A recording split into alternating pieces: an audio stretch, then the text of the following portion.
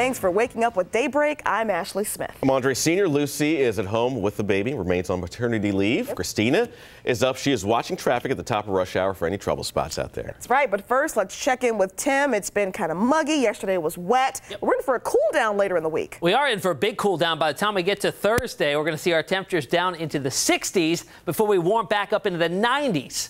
By the end of the week. It's a huge swing in just the next couple of days here.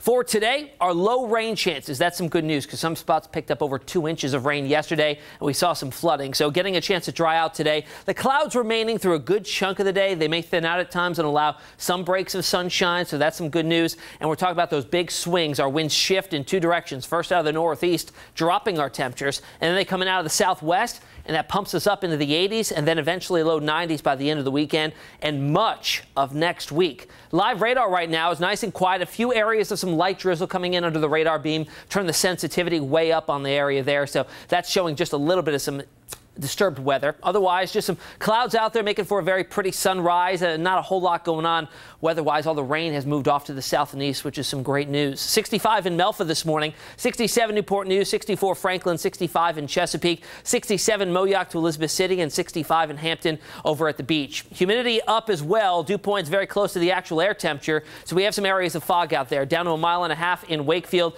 10 miles in Franklin, and a half mile in Ahoskie. So keep that in mind out the door today. So we're starting off mostly cloudy. I'll call it partly sunny by the lunch hour and warm. In the upper 70s, we top out in the low 80s. Maybe an isolated shower popping up for some of you before the day is out, but most of us getting through the day dry. We'll talk about the remainder of the work week and time everything out for you in Futurecast in just a few minutes. For now, let's get over to Christina for a check on the roads.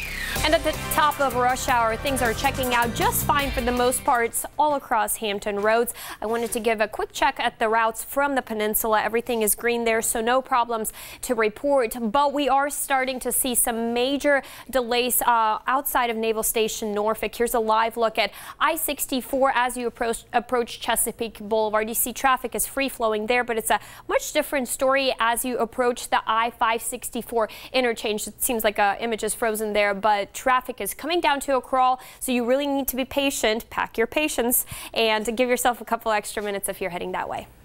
All right, Christina, thank you. Well, it's been nearly a month since thousands of gallons of jet fuel spilled at Naval Air Station Oceana, and initially the Navy thought it would only take 48 hours to clean up. But even now, some residents say their homes still smell like jet fuel. Navy officials told them to open windows, let it air out, put them fans on, and change the filters. But residents tell us that's not working. My house still smells. My child's still having breathing problems. We're still having headaches, watery eyes. We've been gone for 2.5 weeks. People displaced by the spill say the Navy did reimburse them for hotel stays, but they say that is not enough. They're hoping the Navy will foot the bill for air and soil testing at their homes. Of course, we'll keep following the latest developments on the Oceana jet fuel cleanup, the spill cleanup. Get updates from 13 News Now. Our app, just download it for free from the App Store and for your Android devices as well. Naval Sea Systems Commander Vice Admiral Thomas Moore has a plan to bolster the fleet, and it doesn't necessarily mean building new ships. Now, according to our partners at the Navy Times, he says streamlining maintenance and reorganizing shipyards can rapidly grow the fleet to the goal of 355 vessels. Now, Moore says the Navy has neglected maintenance, diverting funds to other projects, shortening the service life of a number of ships. Now, he also emphasized the effectiveness of investing in shipyards to improve efficiency, citing the rebuilding of a shipyard in Mississippi after Hurricane Katrina. A major change is how the VA deals with veteran records. Veterans Affairs administrators say they are shifting to the same system used by the Defense Department.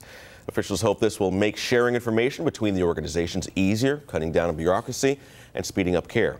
The move should also make records more easily transferable to private sector hospitals and physicians as well. And now turning to a live look over downtown Norfolk, the owner of Pallas Nightclub is fighting to reopen his doors. He told our partners at the Virginian Pilot he plans to file a petition for review with the Virginia Supreme Court. Now, a Norfolk Circuit Court refused to overturn the City Council's revocation of the club's liquor license. Council revoked the license back in February, citing a history of violence at that club. Norfolk officials also say the club owes more than $180,000 in taxes. Let's head up to Newport News now. A live look over City Center, where Governor Terry McAuliffe says Ferguson will expand their headquarters and create hundreds of jobs in the process. The nation's largest plumbing supply wholesaler is investing more than $82 million into the project. The expansion will create more than 400 new jobs and also keep more than 1,000 existing jobs in the area. Construction on the new building begins sometime next year.